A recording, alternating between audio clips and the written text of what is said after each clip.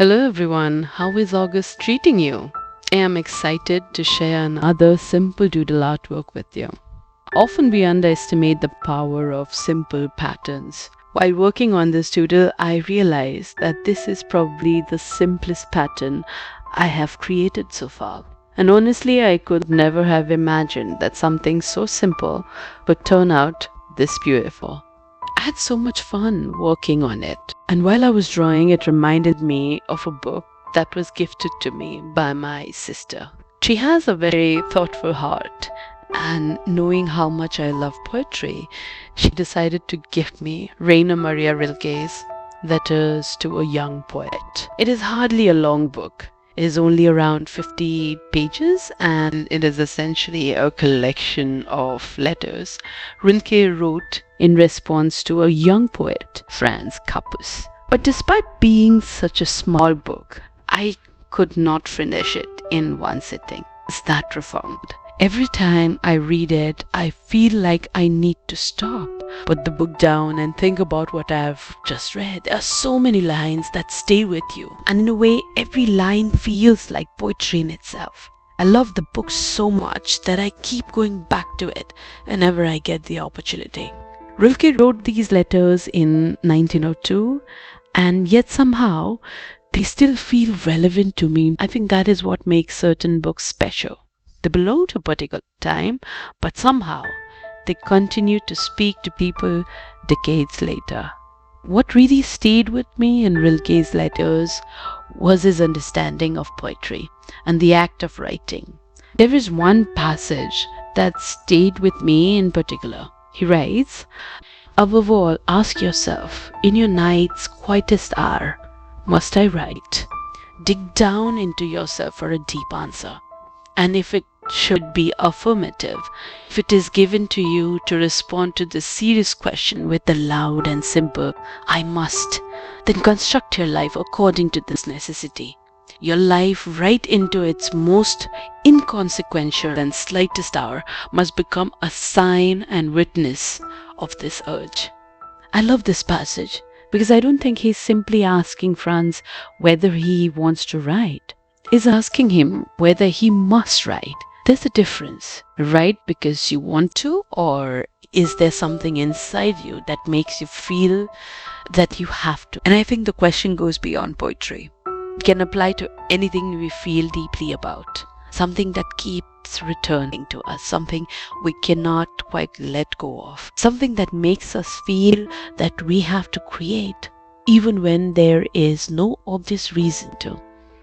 That is one of the most beautiful things about this book. Rilke talks about how after searching for answers everywhere outside ourselves, we eventually have to turn inward. Poetry forces us to do that.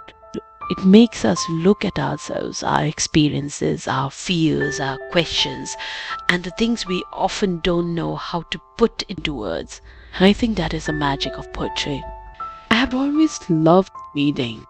Although I wouldn't call myself a voracious reader, but I grew up reading Urdu poetry and English poetry. And there are two poets who have left an immense imprint on my life, Ghalib and Emily Dickinson. So when I read Rilke's advice to Franz, there are moments when I genuinely felt as though he was talking to me, almost as if he was telling me how to make my own poems better, how to look at them differently, and perhaps how to understand why I write them in the first place. And that is one of the things I loved about this book.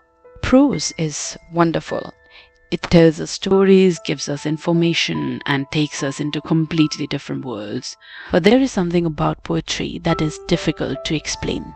Sometimes a poem doesn't tell you very much at all, and yet somehow it makes you feel so much. That feeling, that little moment of happiness, sadness, wonder, or even silence after reading a poem, I think that is where the beauty of poetry lies. And Rilke seems to understand that so deeply. What I also love about Letters to a Young Poet is that you don't necessarily have to be someone who already loves poetry to enjoy it. Maybe you have never read a poem. Maybe poetry has never really appealed to you. Maybe you are someone who prefers novels, essays, or non-fiction, and that's completely fine. But I think Rilke has this wonderful ability to make you curious about poetry. You finish reading his thoughts and suddenly find yourself thinking, maybe I should read a poem. And perhaps if you are a little more adventurous, maybe I should write one. And I think that is a beautiful thing for a book to do. So while I was creating this very simple doodle, I kept thinking about this very small book and the very big ideas it carries. In a way, the doodle and the book felt strangely connected to me. The doodle is made up of very simple patterns, nothing complicated, just one pattern repeated again and again. And yet, when all those simple elements come together, they create something beautiful. Poetry works in a similar way. A few simple words, a thought, a feeling, a few lines. And somehow, when they come together, they can create something that stays with you for years. If you enjoy reading, definitely recommend picking up Letters to a Young Poet. And even if you don't particularly enjoy poetry, I would still say give this book a chance. You might just find yourself falling in love with poetry. I know I did. And with that, I want to leave you. I hope you enjoyed the doodle. I hope you enjoyed my little review of Rainer Maria Rilke's Letters to a Young Poet. Thank you so much for watching. I'll see you in the next one. Until then, keep painting and keep reading.